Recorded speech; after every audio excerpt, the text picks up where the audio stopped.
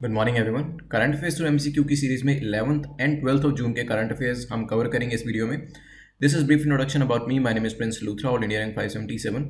और यहाँ पे जो वेरियस टेस्ट सीरीज है उसमें जो फ्री मॉक टेस्ट है उसका लिंक नीचे डिस्क्रिप्शन में दिया गया है, आप उसे जाके प्रैक्टिस कर सकते हैं और ट्राई कर सकते हैं।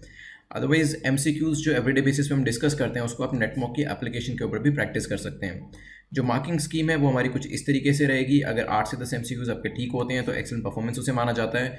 6 से 7 एमसीक्यूज ठीक होते हैं तो गुड परफॉर्मेंस उसे माना जाता है और इसे सेफ जोन कंसीडर किया जाता है। जो नीचे का जो जोन होते हैं, ये जो दो ब्रैकेट्स हैं, इसे डेंजर जोन माना जाता है और आपको कोशिश ये करनी कि नीचे के ब्रैकेट से आपको अपर ब्रैकेट्स में आना है। तो आज के पहले क्वेश्चन पे चलते हैं। First question is about which of the following state government has recently announced establishment of education complexes for tribal students। तो अभी किस स्टेट गवर्नमेंट ने कहा है कि वो एजुकेशन कॉम्प्लेक्सेस जो है ट्राइबल स्टूडेंट्स के लिए उसको एस्टैब्लिश करेगी। अभी एक ऐसी रिसेंटली अनाउंसमेंट करी गई थी। तो क्या ये झारखंड गवर्नमेंट ने अनाउंसमेंट किया है, असम ने करी है, उड़ीसा गवर्नमेंट या फिर तमिलनाडु गवर्नमेंट? सोचिए क्या आंसर होगा, फिर इसको डिस्कस करते हैं। चलिए डिस्कस करते हैं। तो recently government of Orissa, so Orissa is the answer. Orissa state government ने ये अनाउंसमेंट करी है कि 3 मेगा एजुकेशन कॉम्प्लेक्सेस जो है वो बनाए जाएंगे, जहां पे एकेडमिक जो फैसिलिटीज होती हैं वो तो दी ही जाएंगी और साथ में स्पोर्टिंग की जो स्किल्स होते हैं वो भी प्रोवाइड किए जाएंगे। तो बेसिकली ओवरऑल डेवलपमेंट जो होगी वो इन इंस्टीट्यूट्स के अंदर करी जाएगी। ये जो कॉम्प्लेक्सेस हैं ये ट्राइबल डोमिनेटेड डिस्ट्रिक्ट जो है वहां पर बनाए जाएंगे, जैसे कि केओंझार के अंदर एक है, सुंदरगढ़ और मयूरभंज। तो इन एरियाज में ये 3 मेगा कॉम्प्लेक्सेस जहाँ पे ओवरऑल डेवलपमेंट करी जाएगी, एकेडमिक फैसिलिटीज़ भी होंगी और स्पोर्टिंग फैसिलिटीज़ भी होंगी, ये प्रोवाइड करी जाएंगी। और किसने अनाउंस किया? उड़ीसा गवर्नमेंट ने। तो ध्यान रखिएगा, सी यहाँ पर हमारा करेक्ट आंसर है। इसके अलावा कुछ और स्कीम्स देख लेते हैं जो कि ट्राइबल स्कीम्स है लेकिन एजुकेशन से रिलेटेड है। जैसे एकलव्य मॉडल्स खोले गए हैं, वोकेशनल ट्रेनिंग सेंटर्स हैं इन ट्राइबल एरियाज में, Rajiv Gandhi national fellowship scheme है, ये भी ट्राइबल कम्युनिटीज़ के लिए खास तौर पर ध्यान में रखकर बनाए गए हैं। चलिए, तो इस तरीके के जो स्कीम्स होती हैं इनको आप मेंस के आंसर्स में यूज़ कर सकते हैं, क्योंकि वहाँ पर आपको स्कीम्स के नाम लिखने पड़ सकते हैं, थोड़ा बहुत उसे एक्सप्लेन भी करना पड़ सकता है, डिपेंड करता है क्वेश्चन की रिक्वायरमेंट क्या है। बट वहाँ पर जितने ज़्यादा आपको ये स्कीम्स, अगर मान लीजिए ट्राइबल एजुकेशन से रिलेटेड कोई क्वेश्चन आ जाता है मेन्स का, वहाँ पर अगर आप इन स्कीम्स को लिखते हैं और 2-3 लाइन में एक्सप्लेन करते हैं ना, definitely you will get more marks than other students. चलते हैं नेक्स्ट क्वेश्चन के ऊपर। क्वेश्चन नंबर 2 जो है वो पूछता है विच of the following statement is और आर करेक्ट अबाउट एनटीसीए। तो नेशनल टाइगर कंजर्वेशन अथॉरिटी के ऊपर क्वेश्चन पूछा गया है। रिसेंटली एनटीसीए जो थी ये न्यूज़ में थी, बिकॉज रिसेंटली जो डेटा रिवील किया गया है उसमें ये देखा गया कि जो एनुअल ग्रोथ रेट है टाइगर की वो 6% से इंक्रीज हो रही है और काफ़ी अच्छी परसेंटेज अगर ये देखा जाए, because there was a time जब जो टाइगर की संख्या थी वो काफ़ी कम हो गई थी। तो एनटीसी के बारे में पहली स्टेटमेंट है कि इट वाज एस्टैब्लिश्ड इन 2005। इसे 2005 में एस्टैब्लिश किया गया था। Second, it's a statutory body, एक स्टैट्यूटरी बॉडी है। It comes under ministry of environment, forest and climate change. ये मिनिस्ट्री ऑफ एनवायरमेंट, फॉरेस्ट और क्लाइमेट चेंज के अंदर आती है। सोचिए क्या आंसर होगा, फिर डिस्कस करते हैं। चलिए, तो मैंने आपको बताया कि हेल्दी एनुअल ग्रोथ रेट देखी जा रही है टाइगर की संख्या के अंदर, 6% काफ़ी ज़्यादा है। दीज फाइंडिंग्स जो हैं ये जो स्टेट करी गई है, किसने करी है? ये करी गई हैं एनटीसीए के द्वारा, जिसने एक सर्वे किया है। चलिए क्वेश्चन पे वापस आते हैं। तो एनटीसीए के बारे में बात करें तो यस 2005 में इसको एस्टैब्लिश किया गया था। एक तरीके की स्टैट्यूटरी बॉडी है ये और ministry of environment, forest and climate change के अंदर आती है। तो आंसर हमारा हो जाएगा सी, क्योंकि तीनों की तीनों स्टेटमेंट्स ठीक है। बस ध्यान रखिएगा कि ये जो सर्वे है 4 साल में एक बार होता है और एनुअल ग्रोथ रेट जो है 6% की देखी जा रही है। चलते हैं नेक्स्ट क्वेश्चन, इसी से मिलता जुलता है। प्रोजेक्ट टाइगर के ऊपर 3 स्टेटमेंट्स दी गई और आपसे पूछा गया कि कौन सी स्टेटमेंट करेक्ट है, कौन सा कथन सही है। पहली स्टेटमेंट क्या कहती है? India now has as many as 4967 tigers in the wild with more than half of them in Madhya Pradesh and Karnataka. तो 4967 टाइगर्स हैं जिसमें से अराउंड 50% से थोड़ा ज़्यादा मध्य प्रदेश और कर्नाटका में ही फॉल करते हैं। The population of tigers have increased by 50% since the last census इन 2014। तो 2014 में सेंसस किया गया था, फिर 4 साल के बाद 2018 जिसका डेटा भी आया है उसको किया गया है और पॉपुलेशन जो है वो कितनी इंक्रीज हो गई? 50% से ज़्यादा, ये भी हो सकता है। Project tiger is an ongoing centrally sponsored scheme. जो प्रोजेक्ट टाइगर है ये एक सेंट्रली स्पॉन्सर्ड स्कीम है। सोचिए क्या आंसर होगा, फिर डिस्कस करते हैं। चलिए देखिए, काफ़ी सारी सेलिब्रिटीज़ हैं, उनकी एडवर्टीजमेंट्स आपने बीच बीच में देखी होगी, जो कि टाइगर की संख्या बताते थे। मुझे याद है कि बीच में महेंद्र सिंह धोनी थे, वो भी टाइगर की जो संख्या थी वो बताते थे, और उसके ऊपर कंसर्न जो अपनी थी कि सिर्फ 2000 टाइगर्स रह गए हैं इंडिया के अंदर, तो उन्हें प्रोटेक्ट करना जरूरी है, वो बताते थे। तो इस तरीके की चीज़ों से भी आपको कहीं ना कहीं डेटा के बारे में इन्फॉर्मेशन मिल जानी चाहिए। तो इंडिया की जो टाइगर्स हैं वो 2967 है, 4967 नहीं है। रिसेंटली हमने देखा है कि 6% एनुअल इसके अंदर जो इंक्रीमेंट है वो हो रहा है, जो पॉपुलेशन राइज है, जो कि एक अच्छा ग्रोथ रेट यहाँ पे कहा जा सकता है, वो हो रहा है। लेकिन 2014 के कंपैरिजन में अगर अभी रीसेंट सर्वे देखें तो टोटल जो यहाँ पे राइज हुआ है इंक्रीज बाय 33%। तो ये जो 50% है ये गलत है, इट इज 33% राइज, और नंबर जो है वो 2967 है, 4967 नहीं है। जो सेकंड फैक्ट है पहली स्टेटमेंट का कि आधे से ज्यादा जो टाइगर्स है वो मध्य प्रदेश और कर्नाटका में फॉल करते हैं, ये जो second part of the first statement है ये ठीक है, लेकिन क्योंकि पहला पार्ट जो है पहली स्टेटमेंट का वो गलत है, इस वजह से स्टेटमेंट गलत हो जाती है। तीसरी स्टेटमेंट प्रोजेक्ट टाइगर जो है सेंट्रली स्पॉन्सर्ड स्कीम है, ये बिल्कुल करेक्ट है, आंसर हमारा हो जाएगा ए, क्योंकि सिर्फ तीसरी स्टेटमेंट ठीक है, बाकी गलत है। नेक्स्ट चलते हैं WCL I will monitor. WCL आई के बारे में पूछा है कि WCL आई क्या है, ये क्या मॉनिटर करेगी। क्या ये सर्वेलेंस सिस्टम है माइंस को मॉनिटर करने के लिए, फॉरेस्ट को मॉनिटर करने के लिए एक सर्वेलेंस सिस्टम है, बॉर्डर्स को मॉनिटर करने के लिए सिस्टम है, या फिर स्पेस को मॉनिटर करने के लिए एक सर्वेलेंस सिस्टम है। सोचिए क्या आंसर होगा, फिर डिस्कस करते हैं। चलिए, रिसेंटली कोल इंडिया की एक सब्सिडरी जिसका नाम है वेस्टर्न कोल फील्ड्स लिमिटेड WCL, इसने एक प्रोजेक्ट लॉन्च किया है दैट इज आई। तो इसलिए वजह से इसका नाम WCL आई रखा गया। ये क्या मॉनिटर करेगा, ये मॉनिटर करेगा माइनिंग को।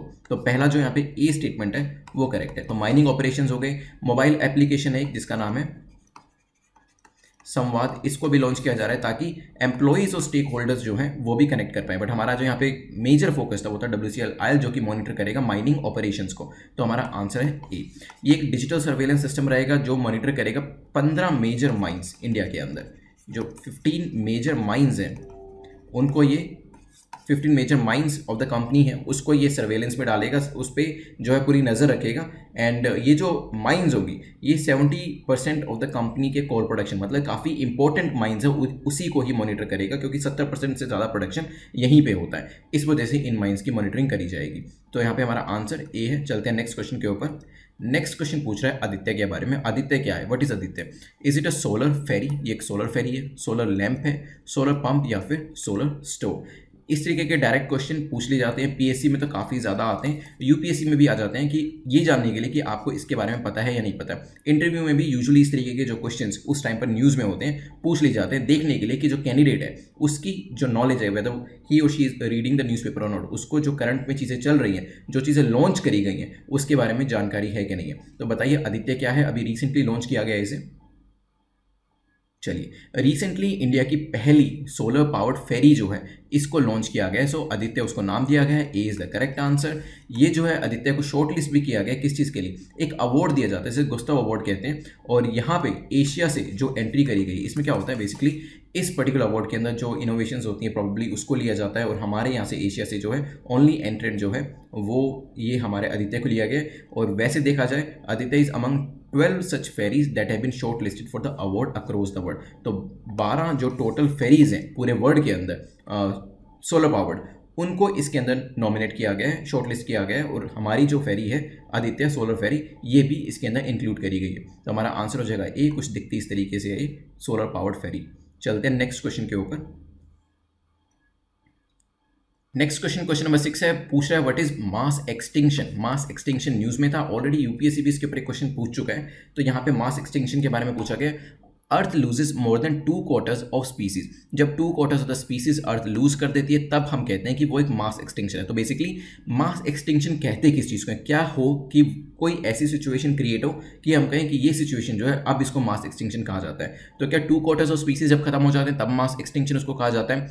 अर्थ loses more than 3/4 of species, या फिर 3/4 दैट इज 75% जो स्पीसीज होते हैं खत्म हो जाते हैं तब उसको मास एक्सटिंक्शन कहा जाता है। Third, earth loses more than half of the species. जब more than half of the species जो है वो लूज हो जाते हैं तब हम उसको क्या कहते हैं? मास एक्सटिंक्शन कहते हैं। हो सकता है या फिर 25% से ज़्यादा जब लॉस होता है स्पीसीज का तब हम उसे मास एक्सटिंक्शन कहते हैं। सोचिए क्या आंसर होगा।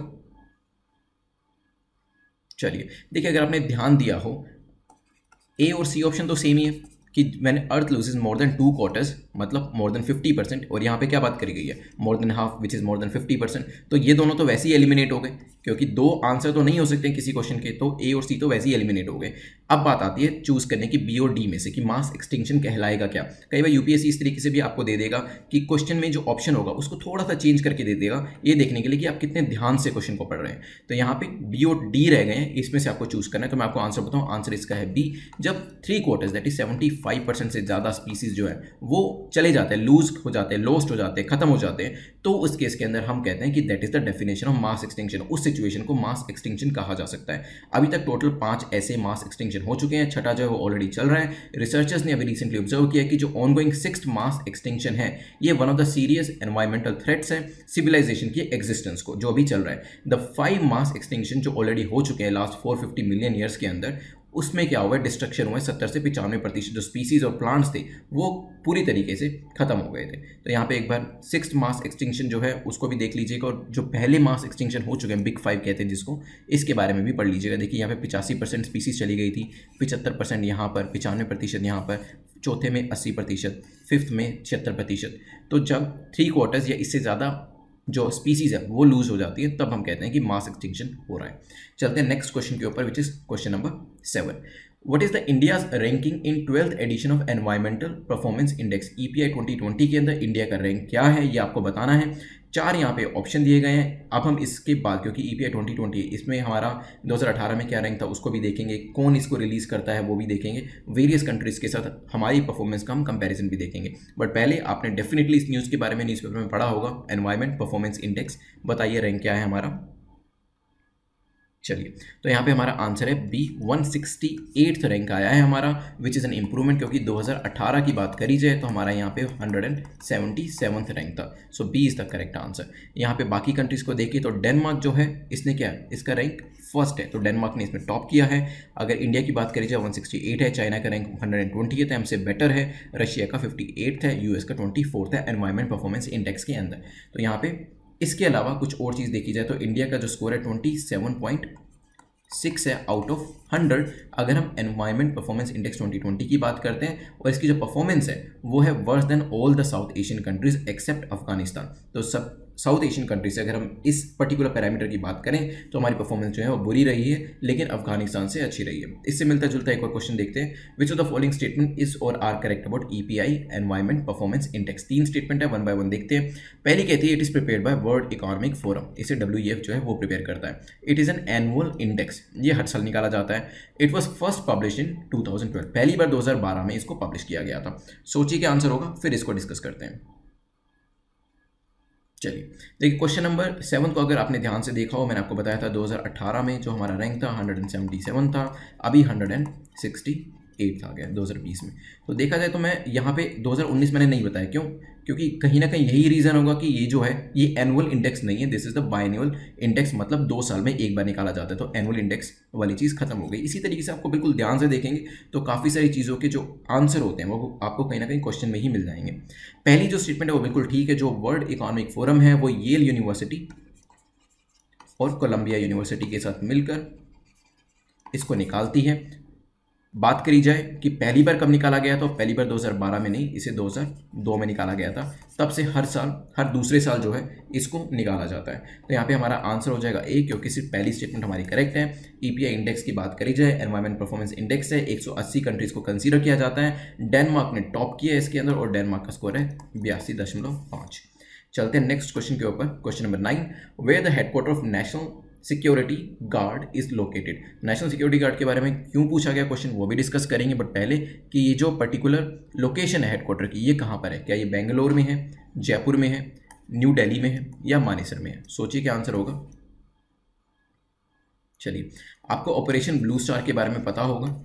ऑपरेशन ब्लू स्टार के बारे में मुझे कॉमेंट सेक्शन में 1 लाइन में बताइएगा कि ये क्या था, ठीक है। अब मैं बात करता हूँ ऑपरेशन ब्लू स्टार की जो 36th एनिवर्सरी थी, इसके बारे में न्यूज़पेपर में मेंशन किया गया था, इसी वजह से नेशनल सिक्योरिटी गार्ड का भी वहाँ पे जिक्र हुआ। It's a counter terrorism unit जो कि फॉर्मली एग्जिस्टेंस में आई थी 1986 के अंदर by an act of parliament, जिसका नाम था नेशनल सिक्योरिटी गार्ड एक्ट 1986। इसका जो हेडक्वार्टर है वो मानेसर गुरुग्राम के अंदर है, तो डी इसका करेक्ट आंसर हो जाएगा। आइडिया क्या था? देखिए, एनएसजी बनाने का जो मेन आइडिया था वो था कि एक ऐसी फोर्स होनी चाहिए, जैसे कि ऑपरेशन ब्लू स्टार का आफ्टर मैथ देखा जाए तो वहां पे ऐसी एक फोर्स की हमें जरूरत पड़ी। ऐसा लगा कि एक इस तरीके की फोर्स जो है होनी चाहिए, तो इसे एग्जिस्टेंस में लाया गया। तो इसके बाद हमने इंटरनल डिस्टर्बेंसेस की सिचुएशन के अंदर जो ये पर्टिकुलर फोर्स है इसको यूज किया है। तो आप मुझे ये भी बताइएगा कि एनएसजी का यूज अभी तक हम कहाँ पे कर चुके हैं। ठीक है, चलते हैं आज के लास्ट क्वेश्चन के ऊपर। लास्ट क्वेश्चन टॉक्स अबाउट नाइमीशिया 2020। तो यहाँ पे पूछा गया which of the following statement is और आर करेक्ट अबाउट नाइमीशिया 2020। नाइमीशिया 2020 के बारे में कौन सी स्टेटमेंट ठीक है? पहली कहती है the programme includes online workshop session. ये जो प्रोग्राम है इसके अंदर ऑनलाइन वर्कशॉप के सेशन होते हैं, हो सकता है। The session will be on painting, sculpture and print making. जो सेशंस होते हैं वो पेंटिंग पे होते हैं, स्कल्पचर पे होते हैं एंड प्रिंट मेकिंग पे होते हैं। ये भी हो सकता है। सोचिए क्या आंसर होगा, फिर डिस्कस करते हैं। चलिए, तो यहाँ पे national gallery of modern art, जिसे NGMA कहा जाता है, न्यू दिल्ली के अंदर है। इसने एक ऑनलाइन नाइमीशिया 2020 जो कि एक समर आर्ट प्रोग्राम है, इसको लॉन्च किया है अभी, ताकि कोविड-19 आउटब्रेक के टाइम पर ऑडियंस तक पहुंचा जा सके। तो यहाँ पे आपको इस पर्टिकुलर इंस्टीट्यूट के बारे में नॉलेज होनी चाहिए और इस तरीके का जो इवेंट ऑर्गेनाइज किया गया है ऐसी सिचुएशन के अंदर जब पूरी तरीके से लॉकडाउन चल रहा है। तो इस वजह से ये जो क्वेश्चन है आपके लिए इंपॉर्टेंट हो जाता है फॉर नॉलेज पर्पस कि नाइमीशिया 2020 और NGMA के बारे में आपको नॉलेज होनी चाहिए। तो यहाँ पे दोनों जो स्टेटमेंट है वो ठीक है, क्योंकि ये जो प्रोग्राम है कोविड-19 के टाइम में ऑनलाइन वर्कशॉप सेशन प्रोवाइड करेगा, किसके अंदर? पेंटिंग, स्कल्पचर, प्रिंट मेकिंग के अंदर। तो दोनों स्टेटमेंट करेक्ट होने की वजह से आंसर हो जाएगा बी।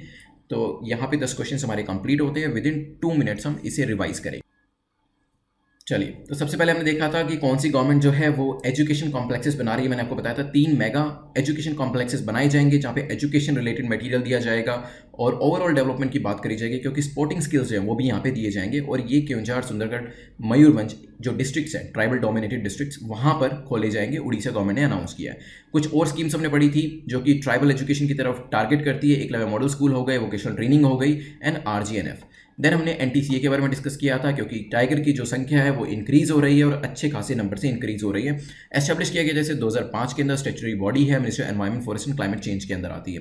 प्रोजेक्ट टाइगर के बारे में डिस्कशन किया था। 2967 टोटल हैं, 50% से ज़्यादा मध्य प्रदेश, कर्नाटका से आते हैं। और यहाँ पर जो इनकी संख्या में राइज हुआ है, जो नंबर इनका इंक्रीज हुआ है, that is around 33%। It's a centrally sponsored scheme. WCLI की बात करें तो ये मॉनिटर करती है सर्वेलेंस सिस्टम ऑफ माइंस। ध्यान रखिएगा। आदित्य के बारे में बात करी थी। सोलर फेरी है, 12 सोलर फेरीज जो है उनको शॉर्टलिस्ट किया गया, उसमें से हमारी भी एक यहाँ पर शॉर्टलिस्ट करी गई है।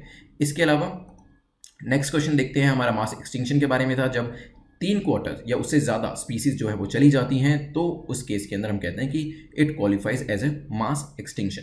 देन हमने देखा था EPI के बारे में। तो यहाँ पे हमारी रैंकिंग 168 है, 2018 में 177 थी। डेनमार्क ने इसमें टॉप किया है। इसके अलावा ये कौन बनाता है? Columbia Yale university world economic forum के साथ इसको लेके आई है। एनुअल नहीं है, ये बाइनल इंडेक्स है, 2002 से इसको बनाते आ रहे हैं। देन हमने देखा था कि नेशनल सिक्योरिटी गार्ड का जो हेडक्वार्टर है वो कहाँ पर है? मानेसर, गुरुग्राम के अंदर है। लास्ट क्वेश्चन नाइमीशिया में था और ये जो था पेंटिंग, स्कल्पचर, प्रिंट मेकिंग की ऑनलाइन वर्कशॉप जो है वो प्रोवाइड करी जाएंगी। तो यहाँ पे रिवीजन हमारी कंप्लीट होती है। जो डिस्क्रिप्शन में टेस्ट दिया गया, मॉक टेस्ट, उसे ज़रूर अटेम्प्ट कर लीजिएगा और जो मार्क्स आपके हैं वो कमेंट सेक्शन में ज़रूर लिख दीजिएगा। और देख लीजिएगा धीरे धीरे आपके मार्क्स इंक्रीज होंगे अगर आप नोट मेकिंग कर रहे हैं और इन MCQs को मल्टीपल टाइम रिवाइज कर रहे हैं। देखिए, रिवीजन जो है काफ़ी इंपॉर्टेंट होता है, अदरवाइज आप कोई भी चीज़ आज पढ़ेंगे और उसको कुछ टाइम के बाद भूल जाएंगे। कैसे चीज़ों को रिटेन करना है उसके कंसर्निंग भी मैंने जो टिप्स हैं एंड स्ट्रेटेजी, उसमें कैसे आप लंबे टाइम तक किसी भी चीज़ को रिटेन कर पाएँ, एक वीडियो बनाया था, उसको आप देख सकते हैं। बट MCQs के लिए रिवीजन आपको करनी ही पड़ेगी और साथ में जो आपकी मिस्टेक्स हैं उसको दूर करना पड़ेगा अपने पैटर्न्स को समझ के। तो ये ज़रूर करिएगा। कोई भी आपका डाउट है तो टेलीग्राम पे मुझसे पूछ लीजिएगा। इसके अलावा जो भी सब्जेक्ट हो, चाहे वो करंट अफेयर्स या किसी दूसरे सब्जेक्ट को कंसर्निंग ऑप्शनल, आप जो भी क्वेरी आपकी है वो टेलीग्राम पे पोस्ट कर सकते हैं। Then you can subscribe this channel, press the bell icon, ताकि आपको नोटिफिकेशंस मिलते रहें time to time. Thanks for watching, have a nice day.